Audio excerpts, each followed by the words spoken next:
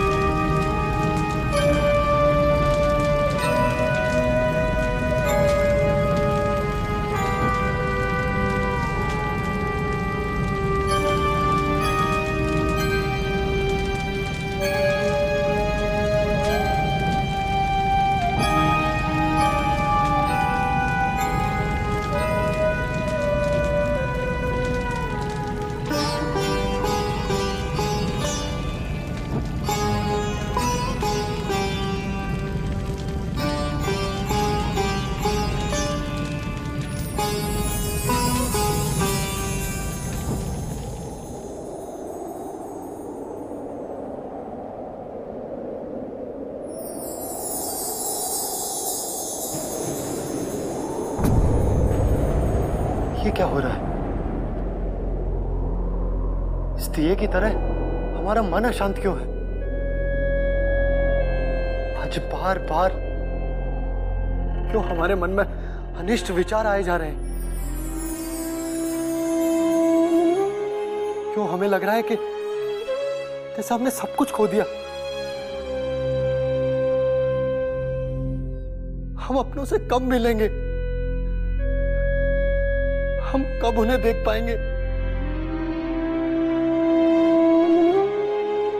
कौन है जो हमारे इन कष्टों को दूर करेगा? कौन है जो हमारी बात सुनेगा?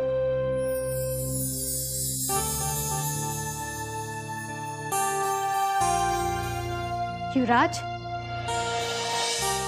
राजकुमारी आप?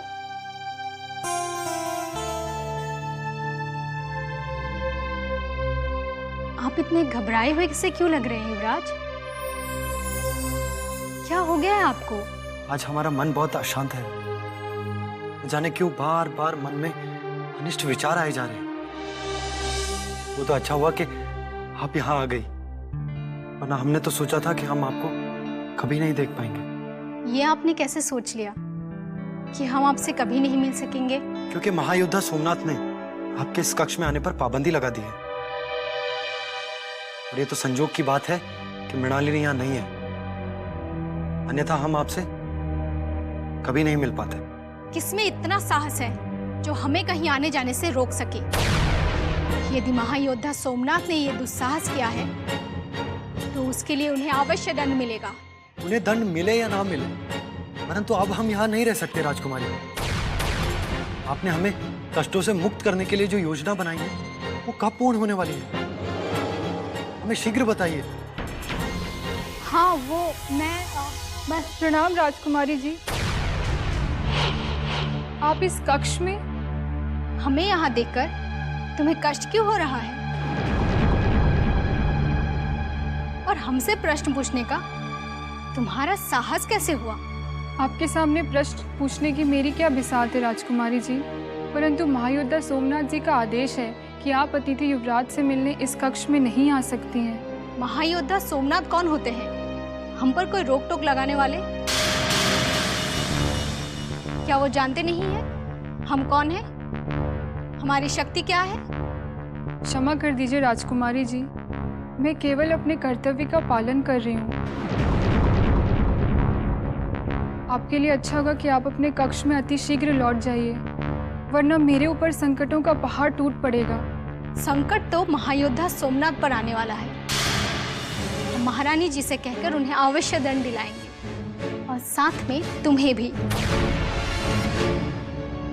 अब हम चलते हैं युवराज, अति शीघ्र आपसे फिर मिलने आएंगे।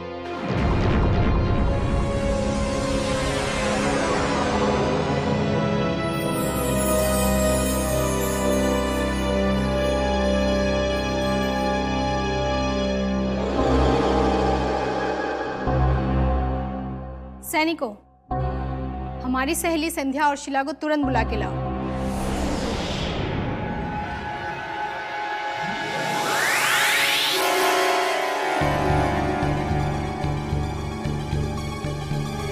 यदि मृणालिनी वहां अचानक आ नहीं जाती तो फिर हमें ये अवश्य पता चल जाता कि राजकुमारी किशोरी और युवराज इंद्रजीत सिंह के बीच में आखिर चल क्या रहा है।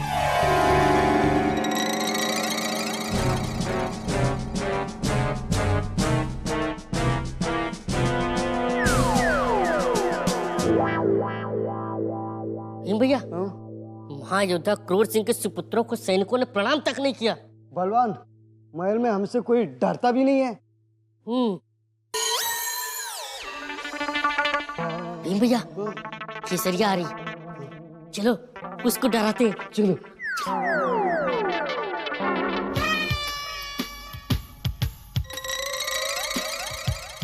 केसरिया, तुम यहाँ?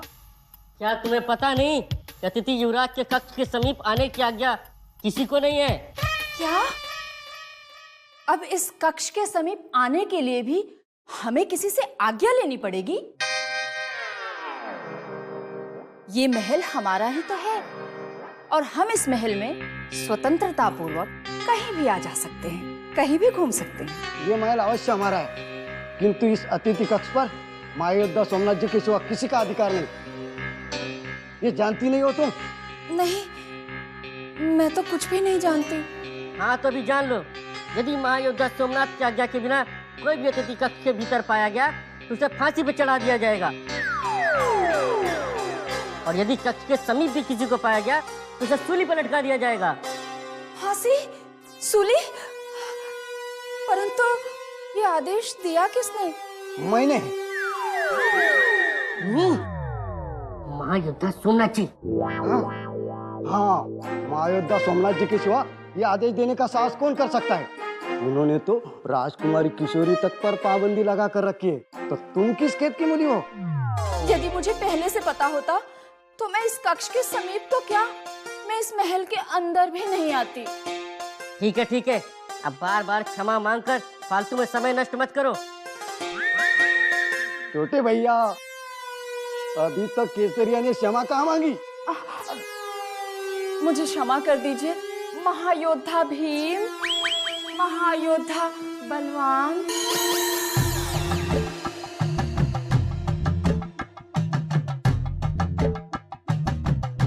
भीम भैया, मजा आया ना? डर गई केसरिया। अरे गई भैया अब तो महायोद्धा सोमनाथ के नाम से किसी को भी डरा सकती है। हाँ? चलो मेल में मजा लेती है। चलो।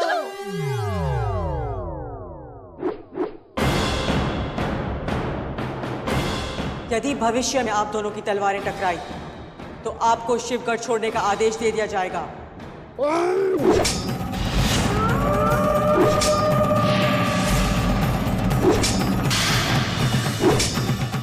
आपको शिवगढ़ छोड़ने का आदेश दे दिया जाएगा। आपको शिवगढ़ छोड़ने का आदेश दे दिया जाएगा। मेरे आका, आज से पहले चंगेज खान ने आपको सिर्फ 2 ही बार इतने जुनून में देखा है। पहली बार तब जब आपको यह पता चला था कि आपके बड़े भाई बद्रीनाथ, मेरे बड़े आका ने उस भवानी सिंह को अपना शागिर्द बना लिया है। और दूसरी बार तब जब उसी चूहे ने महाराज शिवदत्त के दिल में अपनी साजिशों से पिल बना दिया था। मेरे आका, कहीं आपके तीसरे जुनून की वजह ये भवानी सिंह तो नहीं है? भवानी के सिवा और कौन है जो हमें क्रोध की अग्नि में झुलसा सकता है?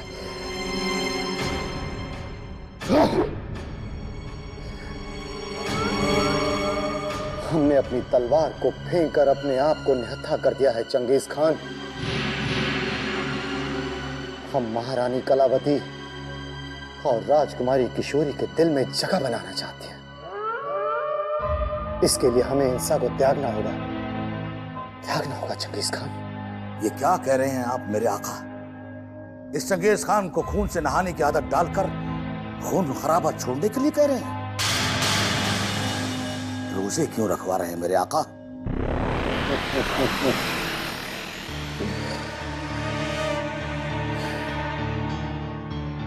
उस समय का दिखावा तुम्हारे आका को महाराज शिवदत्त का सबसे प्रिय दामाद घोषित कर सकता है चंगेज खान। अब तुम भी अपने भीतर छिपे दुर्बे को शाकाहारी बना दो। यदि भवानी ने बाजी मार ली तो सिवाय आत्मघात के कोई और मार्ग नहीं रहेगा। वाह वाह मेरे आका वाह! आपने ये बात कह के आज ये फिर से साबित कर दिया कि आपकी चाल आपकी शमशीर से ज्यादा जहरीली होती है। और चंगेज खान ये भी समझ गया कि आज के बाद चंगेज खान खून को तभी हाथ लगाएगा जब उसका आका उसे हुक्म देगा। लेकिन इस बीच अगर किसी ने आपकी शान में गुस्ताखी करने की कोशिश की तो ये गुलाम आपकी हुक्मतुली करने पर मजबूर हो जाएगा। लेकिन एक बात का वादा करता है चंगेज खान कि आज से चंगेज खान रोजे रखेगा और ये रोजा तब खुलेगा जब आप अपने किसी दुश्मन का कत्ल करने का हुक्म देंगे। खुदा हाफिज मेरे आका।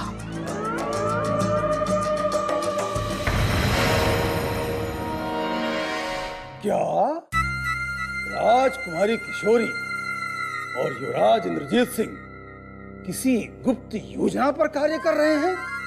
ऐसा कैसे हो सकता है केसरिया?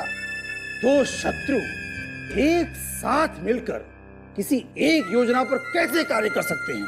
इसी बात पर तो मुझे भी आश्चर्य हो रहा है हुजूर, परंतु ये सत्य है। क्योंकि जब मैं राजकुमारी किशोरी का रूप लेकर अतिथि युवराज के कक्ष में पहुंची तब स्वयं अतिथि युवराज मुझसे किसी योजना के बारे में कुछ कहने ही जा रहे थे कि तभी मृणालिनी वहां पर आ गई और उसने मेरे सारे परिश्रम पर पानी फेर दिया हुजूर।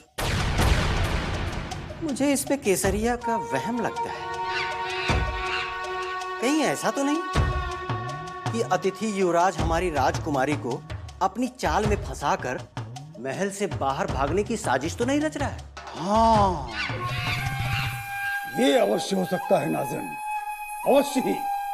युवराज इंद्रजीत महाराज शिवदत्त के संबलपुर से लौट के आने के पूर्व यहाँ से भागने के चक्कर में है। इसीलिए वो राजकुमारी किशोरी को अपने चाल के जाल में फंसा रहा है। जितना हुनर अपने अहमद में है हुजूर, उस युवराज में भला कहाँ? हाँ, कितनी सफाई से अहमद ने हमारी भाभी और आपकी जान को हमदर्दी दिखा कर अपने जाल में फंसाया है वो भला युवराज हमारी राजकुमारी को डोरे डाल सकता है? कतई नहीं, ऐसा हो ही नहीं सकता, है ना हुजूर? ये मैं क्या सुन रही हूँ हुजूर? कुछ कीजिए हुजूर, कुछ कीजिए, नहीं तो आप अपना ये सुंदर मुख किसी को भी दिखाने के लायक नहीं रहेंगे। और अगर आप अपना ये मुख दिखाने लायक नहीं रहेंगे तो हमें भी नकाब लेकर बाहर घूमना पड़ेगा। इसलिए इत्मीनान से बैठ के हमारे भाभी और अपनी जान को समझाइए। और नहीं हो रहा है तो उस अहमद को शिवगढ़ के बाहर फिकवा दीजिए। वो हमें मिलता कहाँ है नाजिम? हमारे भय से अपना मुंह छुपाए पता नहीं कहाँ कहाँ भटकता रहता है।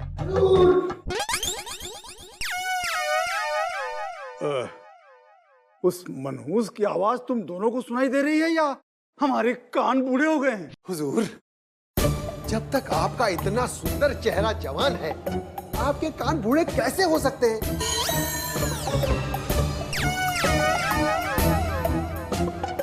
लेकिन हुजूर, आप इतने गुस्से में क्यों हैं? ओह, समझ गया, आप हमारी याद में बेचैन हो रहे होंगे, है ना हुजूर? दूर हो जाओ हमारी दृष्टि से, अन्यथा हम तुम्हारा सिर काट के शिवगढ़ से दूर फिकवा देंगे। हुजूर, आप मालिक हैं, आप कुछ भी कर सकते हैं, लेकिन हुजूर मैंने किया क्या है जो बिना बात के आप इतने नाराज हो रहे हैं? किया क्या है ये पूछो कि किया क्या नहीं है। जिस थाली में खाते हो उसी में छेद करते हो। भाभी जान को बाहर बाग में घुमाने ले जाते हो, हैं? हुजूर के घर के बाहर ऐसे भिन-भिनाते रहते हो जैसे गुड़ पे मक्खियां। कीड़े पड़े तेरे मुंह में नाजिम। अरे अम्मी जैसी भाभी जान के बारे में ऐसा कह रहा है? हुजूर, इसकी बातों में मत आना। ये आपके यहाँ नौकर होने से पहले लोगों के तलाक करवाया करता था। मुझे डर है कहीं हमारी भाभी जान का आपसे तलाक ना करवा दे। और आगे कुछ मत बोलना नमक हराम। केवल इतना बताओ, हमारी धर्म पत्नी के साथ कहाँ घूमने गए थे? हुजूर, मैं तो भाभी जान को लेकर वैद्य जी के पास गया था। वैद्य जी के पास? परंतु क्यों? जब से हमारा विवाह हुआ है, हम मोहिनी को लेकर एक बार भी वैद्य के पास नहीं गए, फिर तुम कैसे चले गए? हुजूर, आपको पता नहीं है, आप तीसरी बार अब्बा जान बनने वाले हैं हुजूर। हुजूर, आपके आंगन में भीम सिंह और बलवान सिंह का नन्हा सा प्यारा सा छोटा सा भैया आने वाला है। ये कैसे हो सकता है? हमारे घर में तीसरा महायोद्धा आने वाला है और हमें इसकी कोई सूचना नहीं। मोहिनी ने तो हमें कुछ नहीं बताया, फिर तुम्हें कैसे पता? हाजी शर्मा गई होंगी हुजूर। केसरिया दीदी कहा करो। हुजूर, हाँ, शर्माने से याद आया, मोहिनी को शर्माने की आदत तो बचपन से है।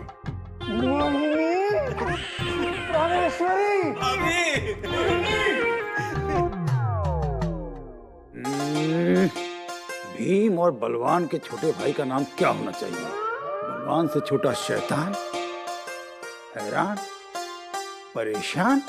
नहीं नहीं नहीं नहीं, नहीं। हाँ, हनुमान। भीम, बलवान, हनुमान, ये अच्छा है। मैंने कहा अदावर से हुजूर क्रूर सिंह साहब।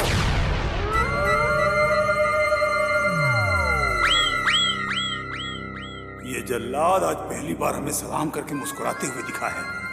वाह, तीसरे सुपुत्र का नामकरण करते ही शुभ संकेत मिलने लगे। वक्त आने पर गधे को भी बाप बनाना पड़ता है चंगेज खान। जिस बेवकूफ को मैं पूरे महल में ढूंढ रहा था,